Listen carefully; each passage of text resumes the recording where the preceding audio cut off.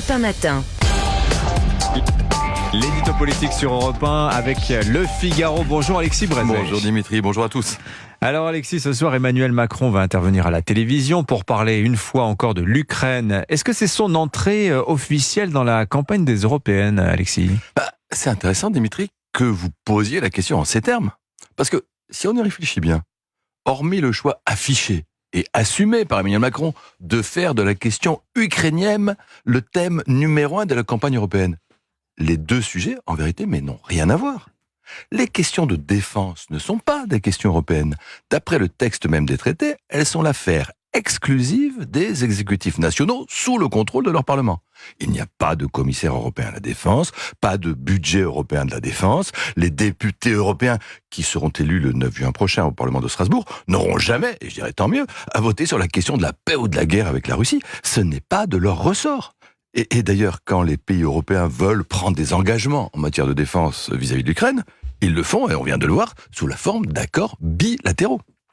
À l'inverse, si l'on parle d'Europe et de campagne pour les élections européennes, il y a aujourd'hui un autre événement qui devrait retenir l'attention de tous les commentateurs. C'est le premier débat de la campagne, organisé en fin de journée sur Public Sénat, entre toutes les têtes de liste, à l'exception de Jordan Bardella, qui a fait le choix curieux d'être représenté par Thierry Mariani, grand ami de la Russie. Une confrontation politique ce soir donc, au cours de laquelle doivent être abordés les grands thèmes qui structurent le débat européen. L'agriculture, l'emploi, l'immigration, l'énergie, la transformation numérique, le réchauffement climatique, il ne manque pas.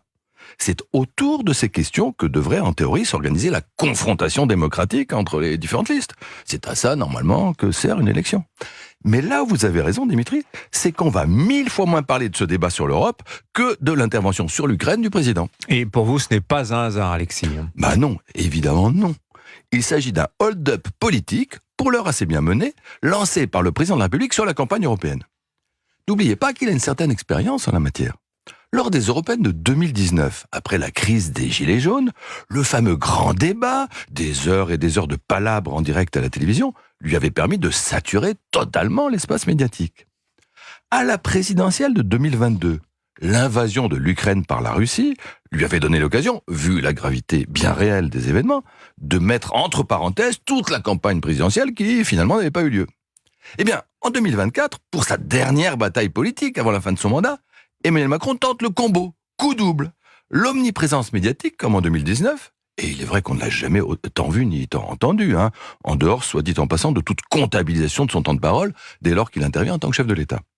Et à côté de cela, la focalisation sur l'Ukraine, comme en 2022, dont il attend qu'elle ait pour effet de valoriser le camp du président protecteur de la nation et de faire passer au second plan les questions européennes moins flatteuses. Bon, pour l'instant, le hold-up présidentiel, comme vous dites Alexis, a l'air de plutôt bien se dérouler.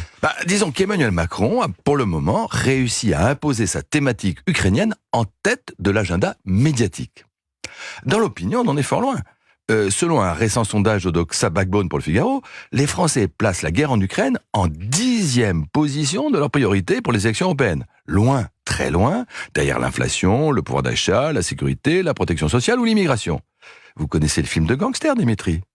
À la fin, dans un hold-up, c'est à la fin qu'on voit qui part vraiment avec le magot. L'édito politique sur Europe 1. Merci Alexis Brézé. À la une du Figaro ce matin, 20 ans après la loi de 2004, la laïcité toujours menacée. C'est en tout cas le sentiment de 8 Français sur 10 selon un autre sondage que le Figaro publie ce matin. Merci beaucoup Alexis.